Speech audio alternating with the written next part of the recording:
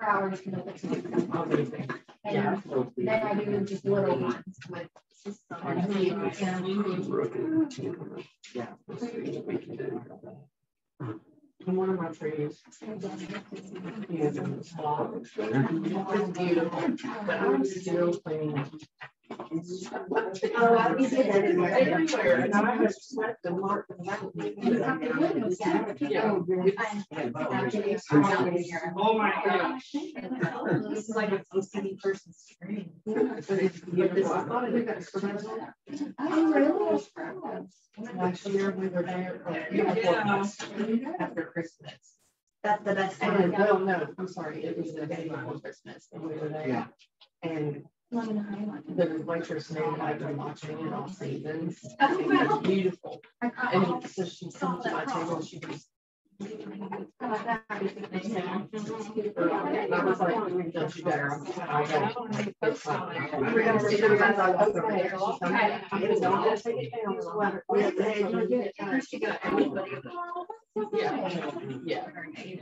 was the one time oh my God. Yeah. I'll be picking up that stuff this summer. Oh, James, I know to be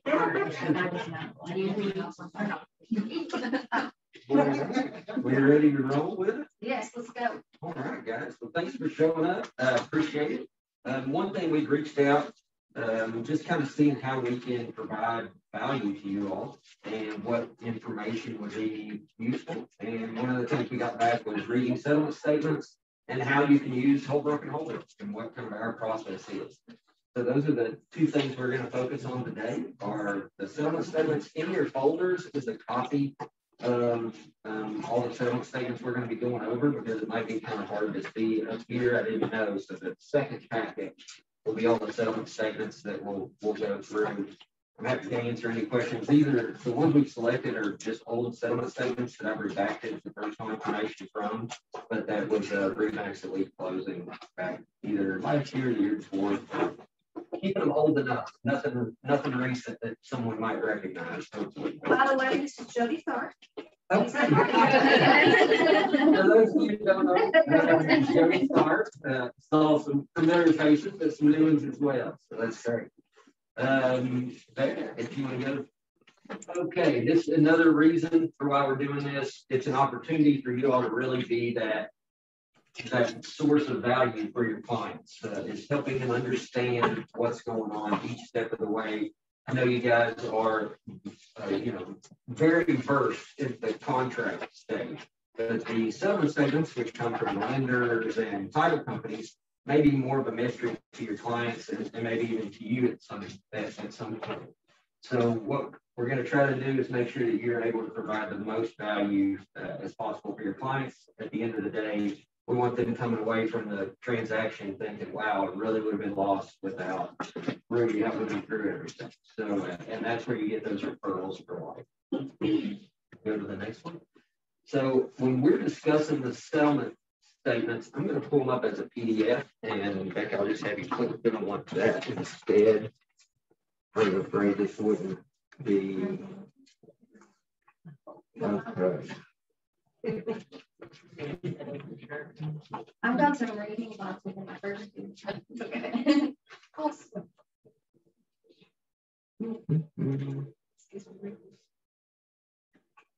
We'll go out of that.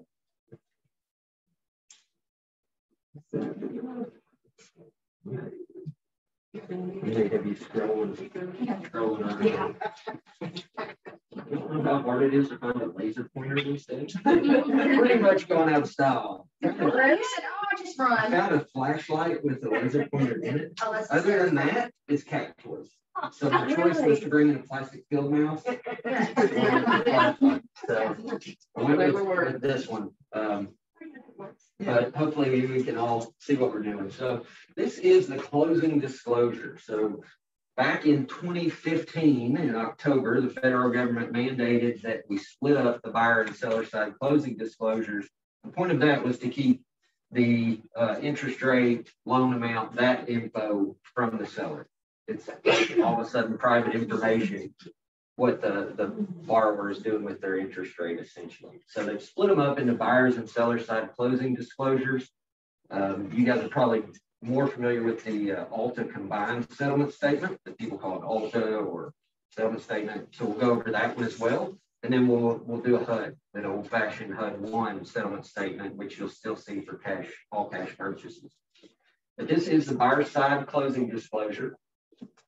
And the things, you may or may not see this directly from the lender. Usually that is going to go directly to your borrower. So if you're representing a buyer, that's when you're going to see this document. Maybe if your buyer says, hey, can we go over this?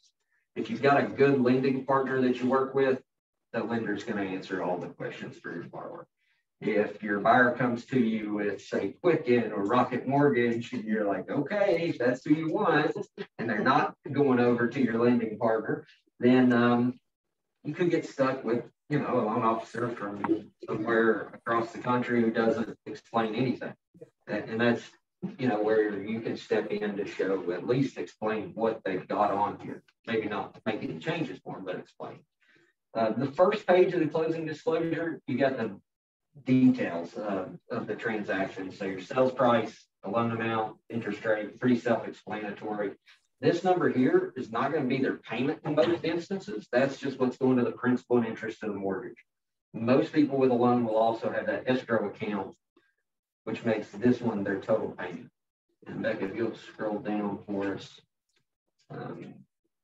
Let me see my back. Will you just do 2 fingers? So this will be the total monthly payment that they're going to have. So the way that government designed these closing disclosures was just to hit the highlights. What's my interest rate? What's my loan amount? And what's my monthly payment? Down here, you're going to see closing costs. This is the number that gets itemized on page 2 of the closing disclosure. And that includes all the prepaid items, more than just what's closing costs, but essentially the first year's homeowner's insurance, a lot goes into that number. And then their cash to close, which is, this is what they need to go get their cashier's check for or wire into the title company, will be that very bottom one. Any questions on the first page of the CD? That usually includes their down payment too. The cash to close will include the down. So the closing costs. Not accurate. What do you mean?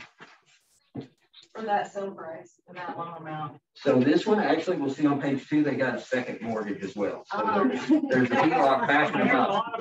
Yeah, you're right. So we will get into that. That will actually be on page 3, but I'll show you where that subordinate or second financing comes in.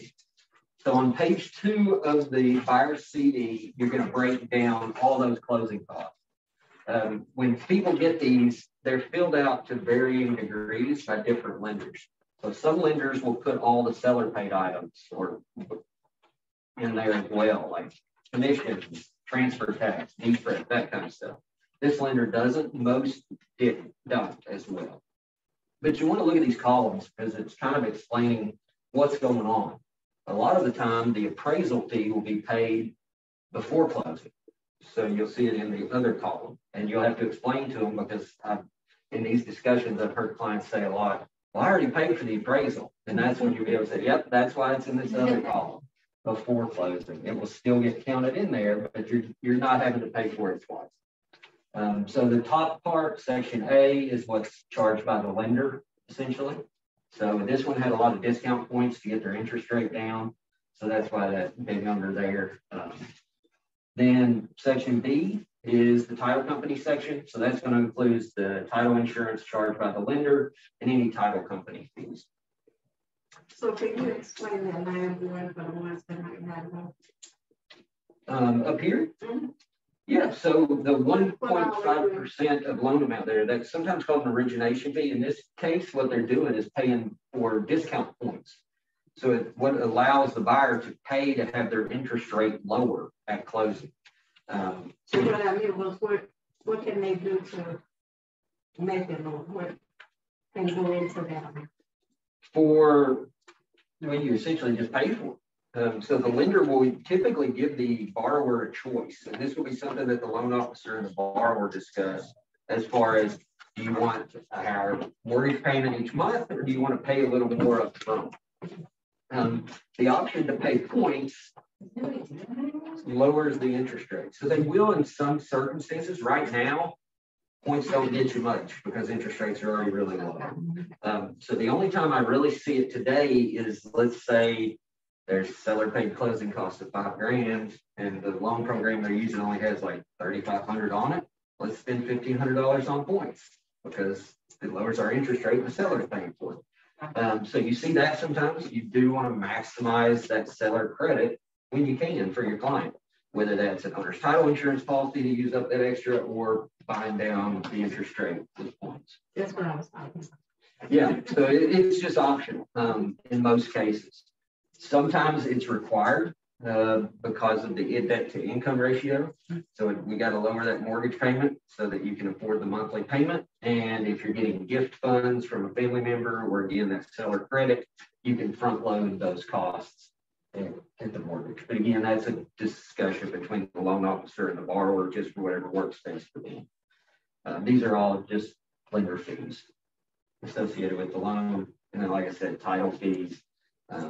Borrower did not shop for down here would be, I don't know what else you really see in there other than maybe like a flood certification fee or a credit report fee, things like that that the lender would charge as well, but that they don't give you a choice. So appraisal, you don't get a pick who does your appraisals anymore. That's big. Can you scroll down a little bit? So this is loan associated fees. The bottom half of the page is going to be the escrow account. So you're prepaid in the escrow. So not going to the title company, not going to the lender. First thing, you've got the recording fees. If your buyers have any questions on that, you can explain these are set by the state. So it's not somebody picking that. It costs $50 to record a deed in Kentucky and $126 to record a mortgage with an assignment. And most major lenders are going to include that assignment in it. It's for MERS, which I'm not sure if you all know about MERS, but it's a good way for lenders that they figured out how to save money, essentially, by not having to assign it every time they sell your loan. So every time you get a letter that says Wells Fargo is now servicing your mortgage, they don't have to assign that in the land records anymore. They just use the assignment to MERS and MERS moves it over for them. So, if there's no assignment, it would only be that $8, but instead of 126. Again, not probably going to be a big contention for you guys. The prepaids and initial escrow payment are where we get most of our questions. So included in that, which is another thing for your contracts, when you are doing seller paid closing costs, make sure you put closing costs and prepaid items, because a lot of that closing cost chunk comes from here, from the prepaid items. And if you don't have that, sometimes the seller, I've seen them argue that, well, we're not paying for your prepaid homeowner's insurance, we're paying for your closing costs. So to avoid that confusion, make sure you have that prepaid items language in there whenever you're going to have a seller finance closing costs. So essentially in this section, you're paying for the first year's homeowner's insurance. Then you're also paying interest, which in this case was just a day. So it's an interest of 1 day on the loan. And then if the taxes haven't been paid and the bill's out, the title company will pay them at closing. So in this case, that's what happened. The seller hadn't paid them yet. The bill was available. So that's why this is in a seller paid at closing column. And the lender did include that, I guess, just to show that the taxes were being paid. And then you got the real estate commissions as well on the seller paid side. No totals really for the seller because none of the other seller items are included. Those will be on the seller's CD. So if you're representing a seller in a listing, you won't see this document at all. Any questions about page 2, which essentially has the closing costs associated with the loan? No. I've got a question. Yeah. Sometimes we see different months on escrow, what they're collecting for escrow, especially in certain periods of the year. Yeah. Lenders have different requirements, correct? So that's not abnormal. No, they will pick. So what this is, the point of this is to pay the homeowner's insurance and property taxes next year when the bills come out. So what they're doing is preloading a certain amount in that escrow account so that they're ready to go next fall in this case, when the taxes and the homeowner's insurance were due. So if this closing was taking place in September, they would have collected more months. If it was taking place in, let's say, March, where it's fall coming up quick, they would probably be collecting 7 or 8 months so that they're ready to go for the tax payment. But that just depends on the time of year. The way I try to explain it to people is it all kind of comes out in the wash at the end, but you got to pay the taxes when they're due anyway. So, and if you're selling a house and at that time of year, you're going to get that money back from your current lender. So you'll have, you know, in this case, they had about $1,200 kind of floating around out there in the ether for a month until they get their check back. So that's rolled into their closing costs, and they just pay that total bottom line amount. And property taxes here in Fayette County are different than any other. They're different in Fayette. Yeah, I did on the cash deal when we do the HUD, we'll get into Fayette. This transaction was Madison County. I just want to start with the January 1st tax year. And then, but we will get into Fayette. They are a little different. Yeah. Special is a very polite word. I'm not sure when that started, but challenging. It's been that way since I've been doing it. So we'll scroll down. Page 3 is a good overview of the full buyer's transaction. So if they're just interested in what do I need to bring to closing, what's my loan amount, that kind of stuff, page 1 will tell them what the numbers are. Page 3 will show them how they got there. So the total due from the buyer at closing in this instance was the $528,934.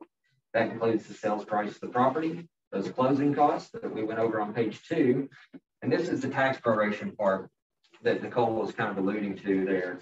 Again, Madison County tax year starts on the 1st of January. So they are paying the seller back for the last 2 months of the year, essentially, in property taxes. And that's calculated by the title company. So they'll come up, they'll look at what the total bill was and prorate it on a daily basis.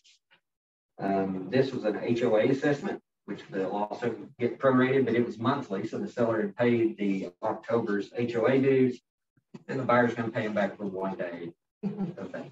That's $6.57. That's the first chunk. Now we'll scroll down. The bottom half is what's already been paid on behalf of the buyer.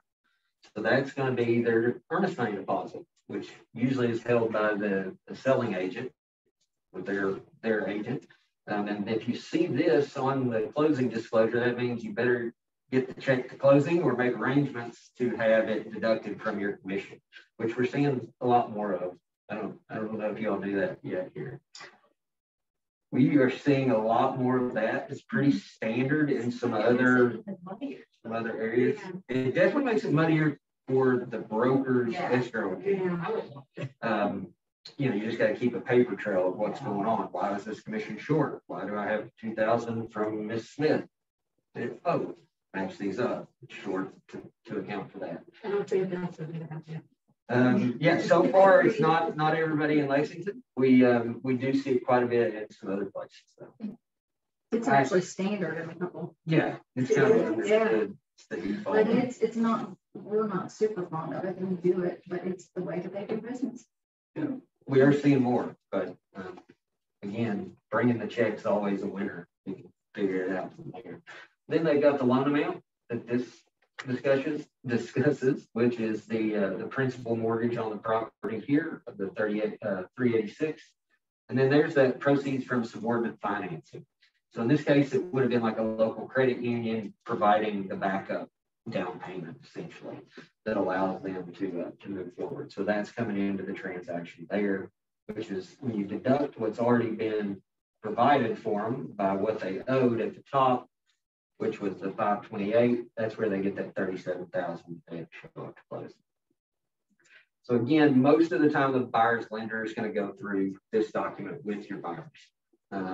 But I just wanted to kind of quickly run through it in case you get a buyer who's got a loan officer who's out to lunch and they're leaning on you to explain what all their numbers are.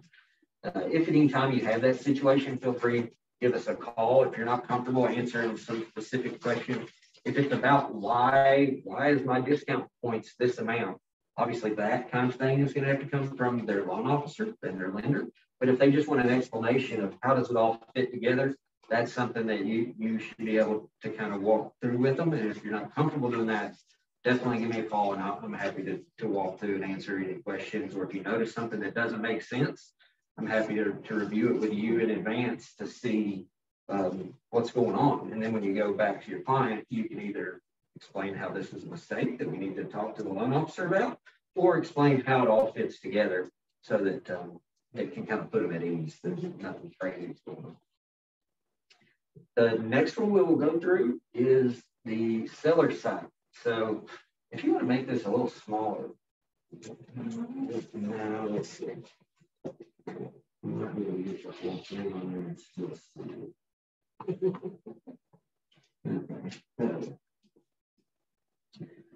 So you all got, this is the next document in your package. But this is what you will get if you are the listing agent from the title company. So where that first side of the closing disclosure will come from the lender, this closing disclosure is what the title company will send to you on behalf of your seller.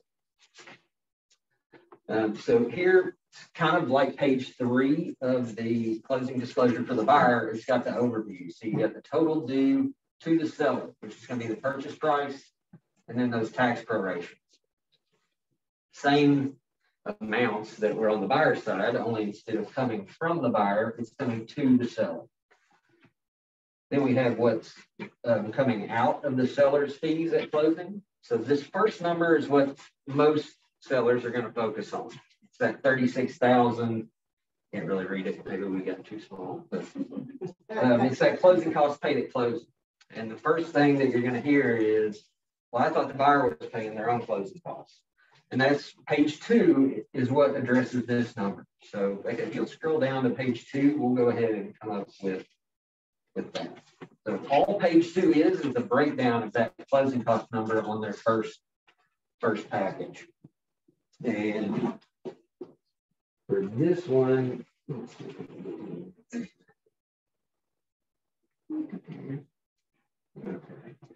Then the first number is transfer tax.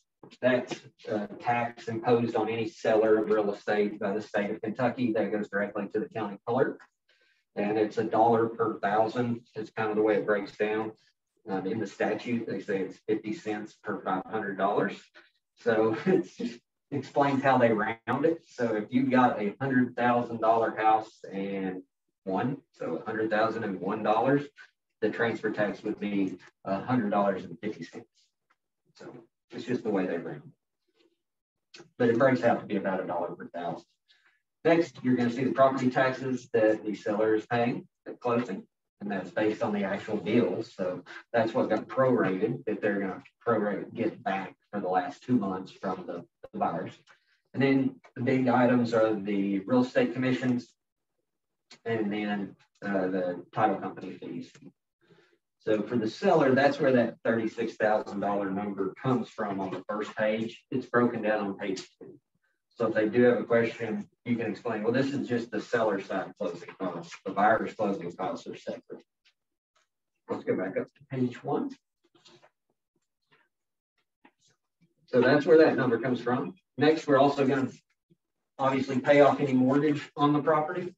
If you've got a seller and they get this, and then they tell you, well, where's our second mortgage? That's something you'd want to let the title company know about, because otherwise they're going to get a call a couple days later and want to review that. So anything you notice, it could be that the mortgage wasn't recorded in the land records, or they didn't let the title company know up front. It could be that somebody at the title company just forgot to put that figure in there, and we want to get that corrected in advance of closing. So the difference between what they were due, which is that purchase price plus the tax prorations, and what's coming out is the check. That very bottom line will be the check your seller receives on closing day. Seller side's a lot fewer numbers, a lot easier to go through. Any questions on the seller side closing disclosure? All right. The next one is probably the one you all are most used to seeing, which is the combined settlement statement. It's the one that everybody gets a copy of at the closing that you have to turn in to the broker with your commission check, showing that you got this money for a real estate transaction. And it will have the exact same information that we went through on the other ones, just in a slightly different format. So instead of 2 different documents, you get 2 different sides. Seller side is going to be on the left with the buyers on the right. When you see these debits and credits, it's kind of an old-fashioned way to think about it, but a credit is when you're getting money, and a debit is when you're paying money. Is kind of the easiest way to think about it. So you get credit, you give debits. The sales price, it's going to go from the buyer to the seller. And you'll see a lot of these that are on both sides because it's one party paying the other one. Like the tax prorations for the homeowners association and the county taxes, it's coming from the buyer paid to the seller. So when you see it on both sides, it's one party paying the other one. It's not somebody paying a third party. So on the buyer side, you see the loan coming in there as a credit because they're getting paid that from the lender essentially, and the deposit, they get paid back from what they've already. Down here, you've got all those same loan fees. Again, they're being charged to the buyer, not showing up over here because the seller's not getting them, the lender does. And that's what you would have the lender's name right in. Did you have any questions about kind of the way that Alta's settlement statements are set up to begin with? Because I just want to make sure that, like, if you get this thrown in front of you and the seller's like, explain what's going on, the questions they're going to have are going to be focused in on, well, why does it say it over here and over here? You see that a lot. And you've got to explain, well, when it's on both sides, you, the buyer, are paying the seller that because they've already paid. You're paying them back for the time that you'll own that. That's the best way to put it. Let's scroll down. So again, the loan fees will be the same. Loan charges, again, same information on page 2 of the buyer's closing disclosure. The homeowner, so anytime you see impound, this is an interesting one. You see that on some of the loan documents as well. They're talking about the escrow account. And when I hear impound, I'm thinking of like cops or tow trucks taking my car that I've double parked somewhere. But that's essentially the same meaning. They're holding that money. So the lender is going to impound your taxes and insurance payment, and then release it when the bills come due. So impound means escrow account. Then you'll see the title company charges will all be in the same section. Commissions will have their own section, and again, that's only going to be debited from the so that's why they're showing up there. Any of the marketing or ABC or administration fees that real estate agents are charging to their clients these days would either be in the commission section or they could be down in miscellaneous.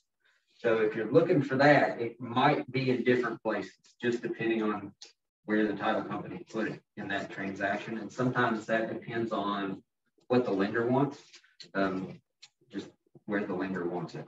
Sometimes they want it completely off there, and sometimes they want it included, especially if it's a buyer administration fee or ABC fee or marketing fee. I've heard called different. And we'll go on down to the last page where we'll look at where they break it all down. So another source of confusion on the Altas, which I don't think they did a great job of setting this up, is the bottom line, because you get this chaos situation down here. For most folks, that just looks like a bunch of numbers, because we always say, what's my bottom line number, right? Well, here the bottom line number is the totals, which doesn't tell you what you need to bring to closing or what you're getting from closing. So the place to start here is in the middle where it says balance due from.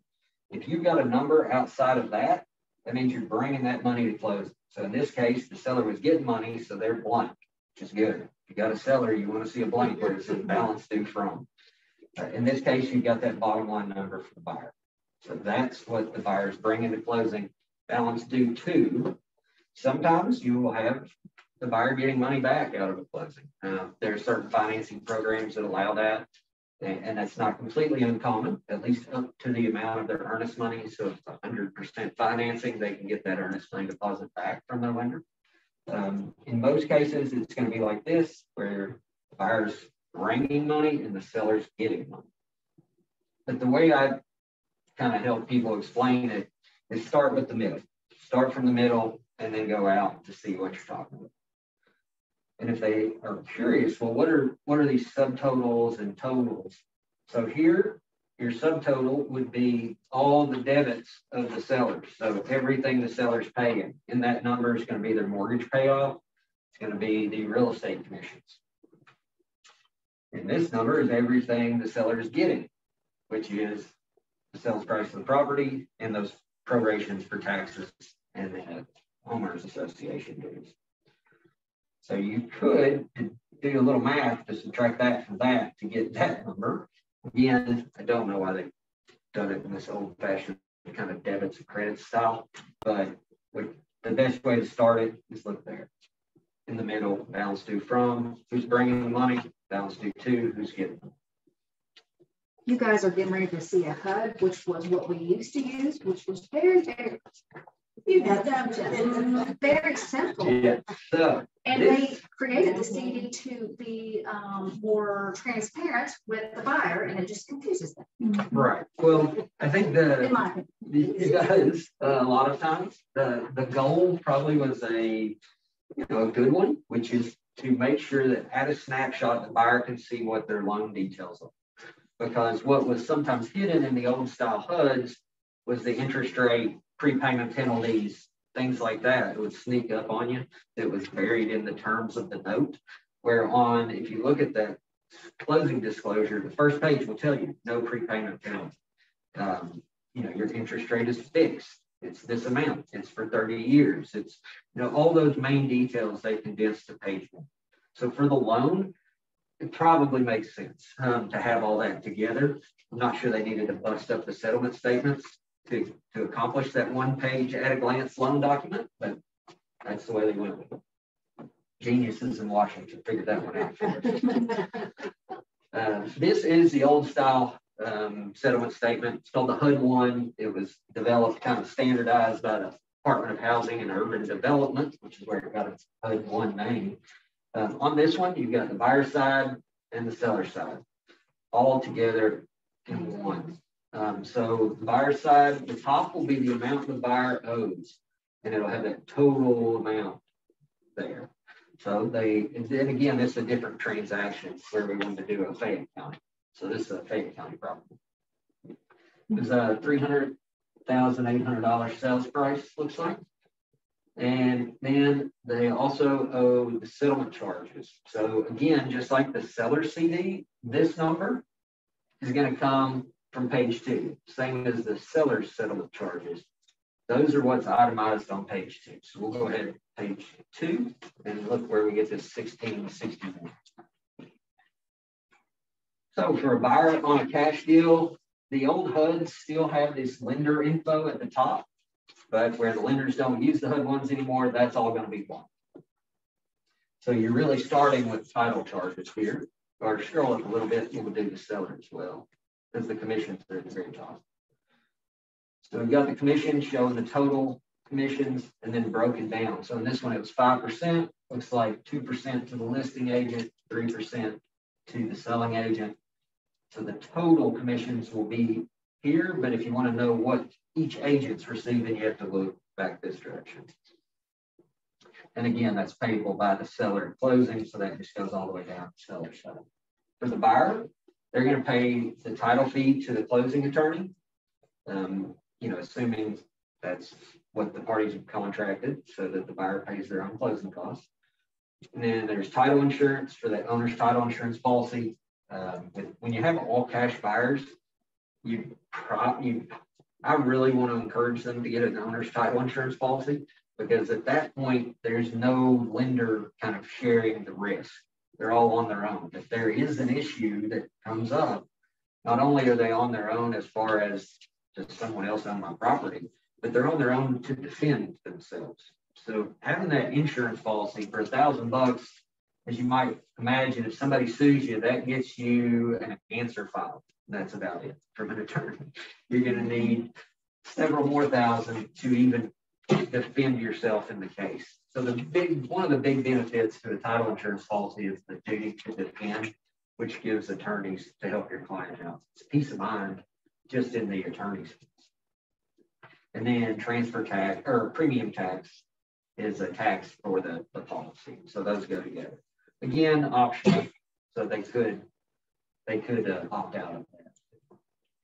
This is an older one. So before 2020, the cost to record a deed was $17.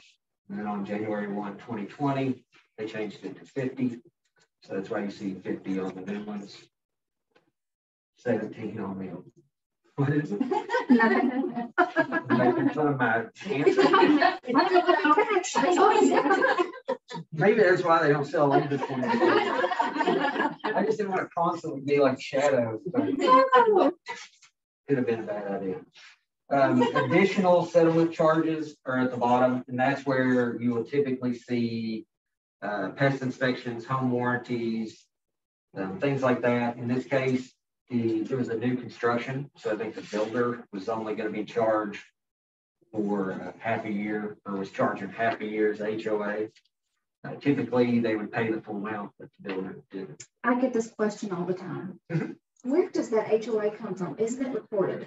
So HOA, it depends.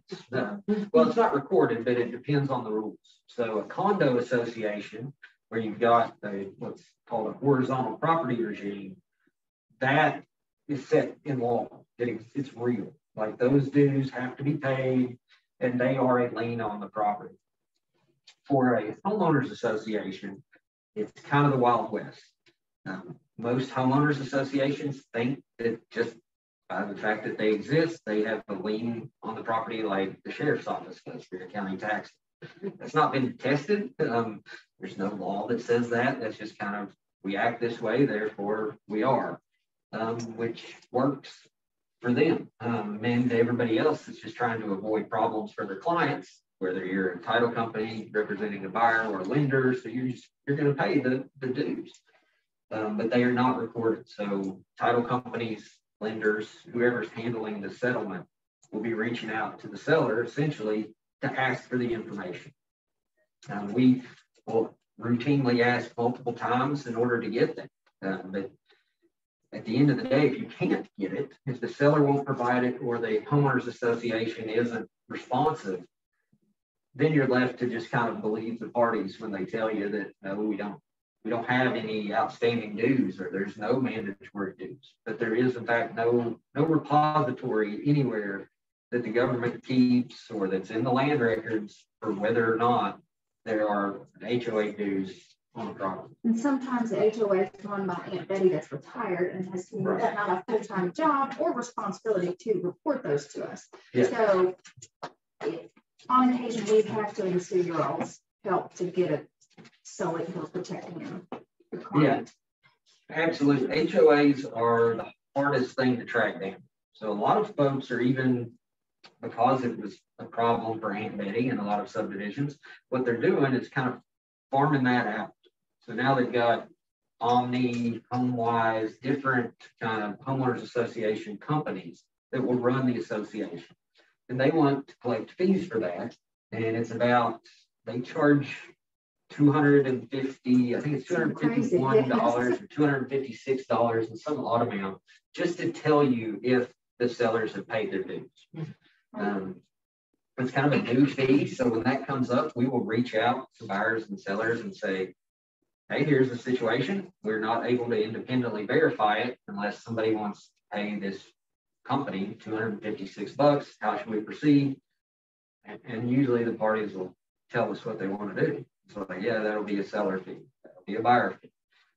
In some cases, they're like, well, here's my invoice where I paid it last month. Here's my cleared check. So if you all are good with it, we're good with it. And we're fine with it. Like I said, we check the land or the land records for liens to make sure that the HOA hasn't filed an actual lien against the property. Some of them do if you get behind, some of them don't. Again, because they're of the opinion they don't need to, that it's already a lien. I would disagree with that legally, but again, it's never been tested. So we don't have anything to rely on. The last thing I want to do is have your buyer get sued by the new HOA saying that there was some lien on it before them, even though there wasn't. Regardless, we all end up looking like we don't know what we're doing. Well, as somebody who sits on an HOA, I'll tell you this, if you have an Aunt Betty, Yeah. she doesn't have that billings. So Yes. she's probably not going to come for you on the other end anyway. Right. So right. it doesn't matter at the end of the day. Maybe, If they yeah. have the property management company and they are on the up and up and they're paying somebody, there's somebody to call, chances are your seller has record of it somewhere anyway, Sure. because Yeah. that's done professionally. And those are the people that are going to come for you with a lien and actually press those things anyway. So if it's up, then it's up. Right. It can't go down. And if it's, trash, then it's going to be trash usually all the way around. We've seen them, to where a seller will say no HOA affecting the property. And then we find out later that there is. And the buyers kind of left to wonder. And they're like, well, why didn't you all check that? And at the end of the day, the answer is there's nowhere to check. I mean, we're taking the seller's word for it in a lot of instances. And the seller's, signing an affidavit at closing, which if they do better, it constitutes fraud. So if it's a big enough issue, everybody comes into court and the judge assigns the responsibility. But typically sellers sell and then they're out of the picture. And the buyers of the title company and the agents are left to clean up the things. So we try to make sure that's as cleaned up as possible at closing. But with those new HOA processing company fees, we just want to make sure that the right parties have been aligned, and maybe something to address with your clients up front. Like, hey, get your HOA dues in order. We'll present that to the title company, and that'll save us money from having to get the official statements.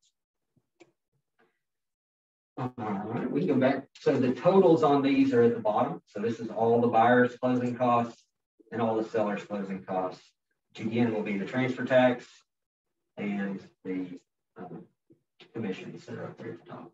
We'll go back to page 1 and talk about the Fayette County tax prorations.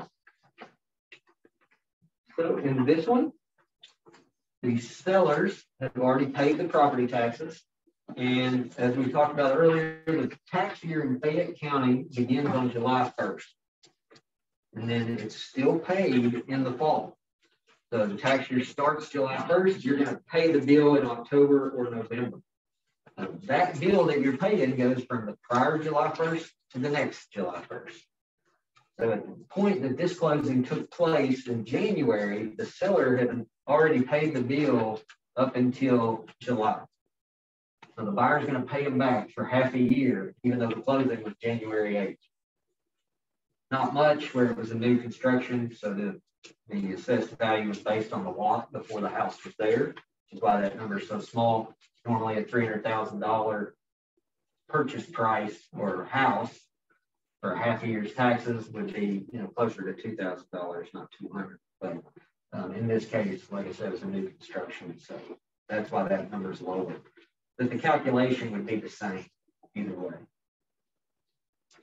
On the seller side, so this is the amount they're getting. So again, paid by the buyer to the seller. So it's the amount the seller gets. The seller gets the purchase price of the property.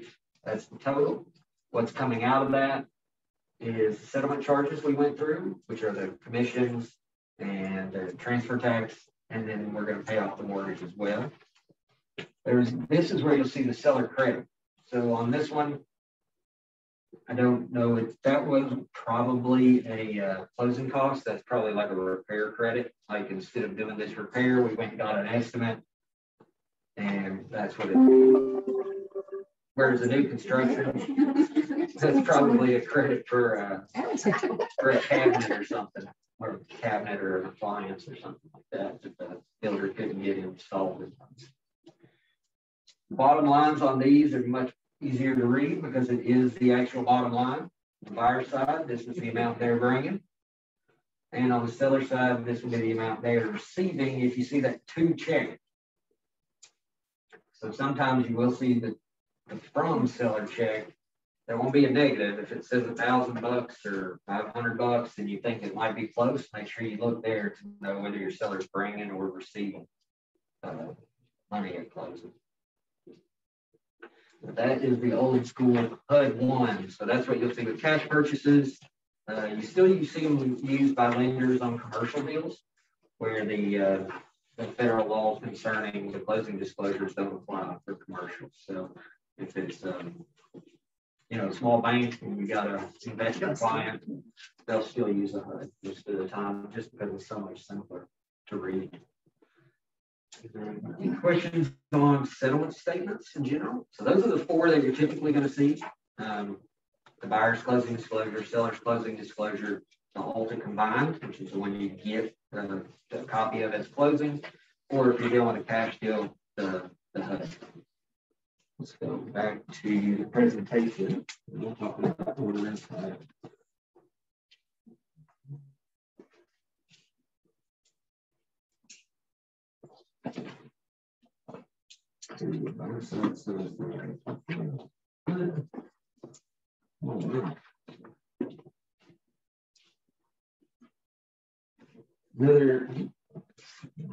Another question that we got that asked us to kind of go over today with you all is how to direct business. So as the agent, you're going to be that kind of first line interaction with your lender. Most of the time, I would recommend kind of finding a good go-to loan officer that you can build that relationship with, direct your client, somebody you trust, somebody you know is going to make you look good, somebody that you can depend on for your clients. But then once you've identified them, the way that you can kind of direct where the closing takes place is through the lender. They will be the one ordering the title. And real estate agents have a lot more, I think, power there than they realize or will take advantage of. If you ask this loan officer, hey, we would like to close with this company, the way that I recommend folks do that is include us in the conversation up front. If this is, if Holbrook and Holbrook's where you're wanting to send the business, that can be done just with a simple email. So you email the loan officer and Holbrook and Holbrook representative, and then we will take it from there. We're happy to follow up with that, make sure that you're staying in the loop as far as when title work gets ordered by the lender, which can sometimes be like a black hole. You get the contract signed, we're all good, you send it to the loan officer, and you wait. And sometimes you're thinking, well, who are they sending it to? Who's going to be reaching out to me to ask me to send their stuff? Well, to avoid that kind of black hole period, the way to do it is just kind of drive that bus. And most loan officers are going to be happy to let you do that. Not only is that it's off of them, it's like, well, I don't have to find somebody, but also they want to make sure that you're happy so that they continue to work with you and get those referrals from you. The contact info, if you're working with kind of an out-of-state lender, is going to be on that pre-approval letter. Because if you've got a buyer and they've gotten pre-approved at their local bank, or they've gotten pre-approved through Chase or Wells Fargo or Rocket Mortgage, and that's who they're wanting to go with, the way you're going to get that contact info will be on their pre-approved. And then you can just shoot that email, copy us in, and we will then let them know how to provide that to us most immediately. And we'll immediately be following up to that email with them. So it's a good way to tie all the pieces together. And at that point, you can kind of sit back and let your clients know, and we'll keep you updated in the process, including as soon as we actually receive that request for title services. Let's go to the next one. So that's for when you've got a lender involved. If you're dealing with a cash purchase, we've got several ways that Holbrook and Holbrook to send it. So at the end of the day, what we need is the purchase contract, and contact information for the parties, for you and for the agent on the other side, or if there is no agent on the other side, the for sale by owner, just some email or phone number for the other party if it's not filled in on the contract. Ways to get that contract to us. The first one, you can just send an email to orders@Holbrook and Holbrook, and that'll get started. You'll receive a confirmation email pretty much immediately within an hour of that order being placed, and then you'll know we're kind of off to the races. The next thing, we do have an online ordering system on our website. It's used by some lender clients that we have. Most real estate agents, just because they've already got that contract in the email chain and dot loop, just want to shoot it on over, and that works great as well. Also, if you've got a representative that you know or you're having a conversation with at Holbrook and Holbrook, you can send the contract directly to them. So you and Becca were talking about something, or you'd emailed me about something else, just forward that and we'll take it from there. You're going to know it's in the system when it gets put in immediately, because we're going to send out that confirmation email. Hey, not only do we have this order that we're working on, but you've been given a login to our website so that you can check up on it whenever you'd like. And that's what we'll talk about next. So one thing that we had gotten some questions on is kind of what to expect. What's the process with Holbrook and Holbrook? So this is a contract to close, kind of step by step of what you can expect from us. The first thing we're going to do, like I said, we're going to open that file up. You're going to get a welcome email. If you've never logged into our website, so it's the first one with us, then it will give you a login password. You can get set up on that on your own. Notice a little typo there. Bother me. But anyway, so that confirmation email is the first one. Shortly after you get the confirmation email, you're going to get a request for information. That gets sent to you and to the agent on the other side, or if there's not an agent on the other side, that's for sale by owner seller. And what that will have is two links on it. The first link will say agent worksheets. You can click that link right in the email, type in the answers to the questions it asks, and you're fine. And we're just going to ask you primarily about commissions, any other fees, and have you kind of confirm contact information for your clients. Then we ask that you forward that email to your clients so that they can fill out the client specific information. A lot of folks aren't comfortable giving their social security number or things like that. We will ask just for the last 4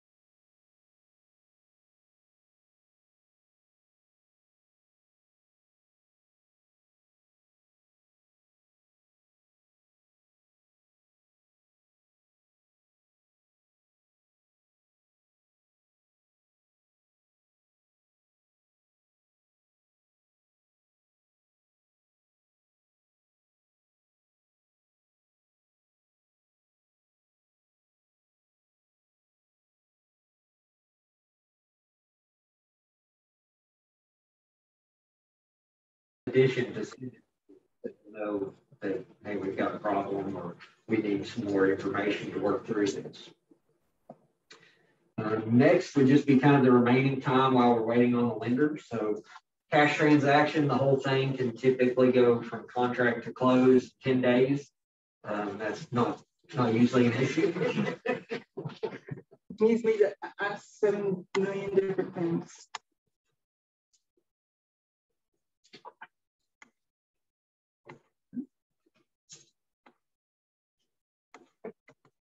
Here we are. Sorry about that. No problem.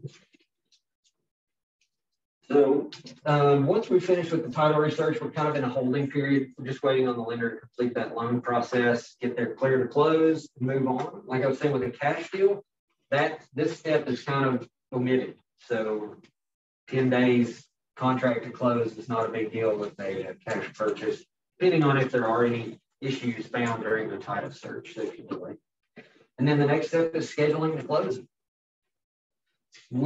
Again, the lender will kind of drive that bus whenever they're ready. We can't have a closing until we've got money to purchase the home.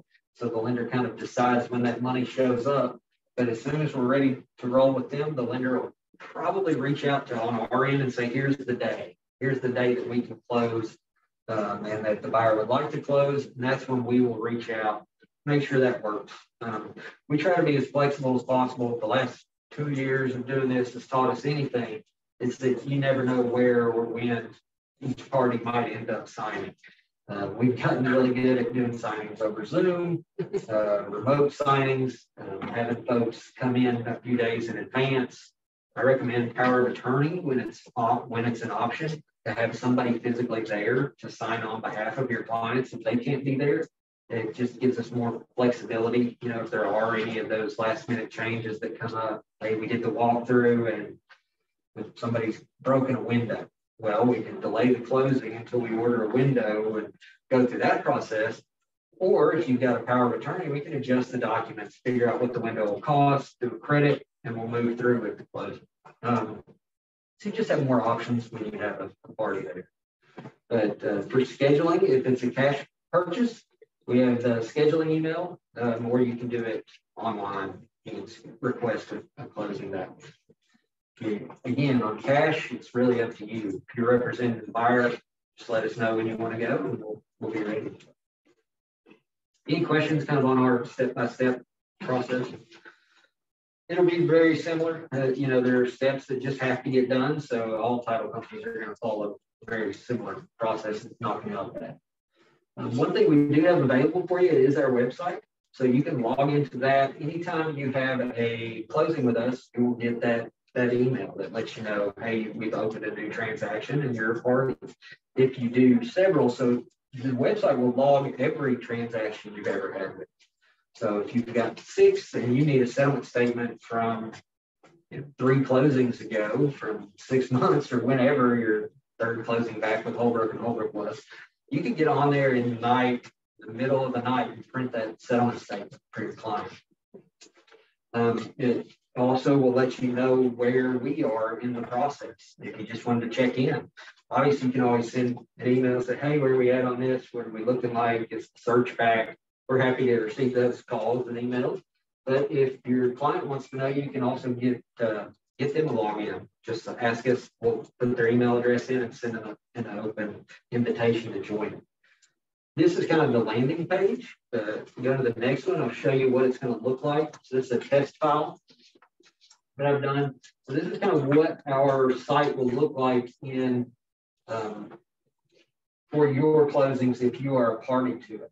Up here in the corner, we have all of your prior closings that you have had with us by the buyer's name, address, so on and so forth. And the checklist will kind of tell you where we're at. So contract received, this will tell you the listing agent that you haven't been able to get a hold of has sent their information to us. So you'll know kind of where that is in the process. You'll know when the title search gets back, when we've sent the lender the commitment. You got the HOA dues, if there are any liens, we'll check those off as we work through it. So it just kind of gives you an update of where you stand. You know, if we're all waiting on the lender to give a clear to close, it's not, you know, that's where we're at, but it does let you know. So it's more informative. You're never going to need to go here to get anything. Anything that we need from you, we will reach out via email. So if you want to completely ignore the website, that doesn't change anything. It's just that for your convenience. You don't have to log in. You don't have those forms that we send to get filled out by the link. They don't require a login. You know, it knows exactly what file you're talking about by the email that we sent you. But that just want to kind of give you an overview of what's going on. Those documents that I was saying in the policy or in the file would be in here. And that would include the closed package once we're finished as well. Any other questions about the website, or have any of you all been on the website? Yeah. And used it? What would you? I use tools a lot. The closing calculator. Yeah, so at the top of the page, we've got some options for folks. Closing cost calculator is great when you have clients who want to know what down to the penny what they're going to be looking at. If there's a lender involved, again, it's not going to have all those lender fees we went over, but it will tell them what to expect from us. It will give them breakdowns, title insurance, our fees, recording fees at the county clerk's office. So anything that can be known, we'll put on there. I had done several deals with you guys before I settled into this, and I don't know what I was how I even got here, but I love it. It scratches all of my itches of like, you know, being Where we at? and needing to know everything. And We No, also have updating. a new position at the liaison position that updates. There's a lender involved, weekly updates. And if they're